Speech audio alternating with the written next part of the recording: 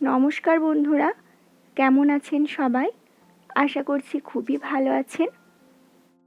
আজকে নিয়ে এসেছি এই প্রচণ্ড দাবদাহ গরমের জন্য একটা ঠান্ডা পানীয়ের রেসিপি। রেসিপিটা খুবই সহজ, আজকে বানিয়ে দেখাবো। মন প্রাণ একদম ঠান্ডা করার মতো একটা রেসিপি, ছাতুর শরবত। শরবত বানানোর জন্য এখানে আমি একটা গ্লাস নিয়ে নিয়েছি। আপনারা যে পাত্রে বানাবেন শরবত সেই পাত্রটা নিয়ে নেবেন।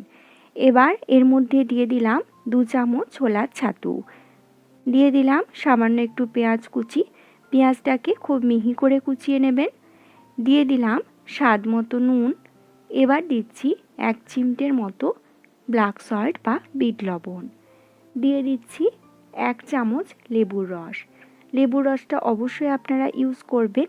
লেবুর রস দিলে কিন্তু এই শরবতের টেস্ট অনেক গুণে বেড়ে যায়। দিয়ে দিলাম বরফের কিছু টুকরো। যেহেতু প্রথমেই বলেছি ঠান্ডা পানীয়, এবার এর মধ্যে দিয়ে দিচ্ছি ঠান্ডা জল।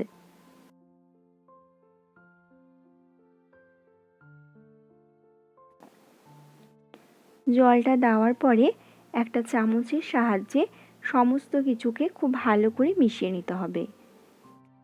এই শরবতটা কিন্তু খুবই উপকারী এই প্রচণ্ড দাবদাহ গরমের জন্য।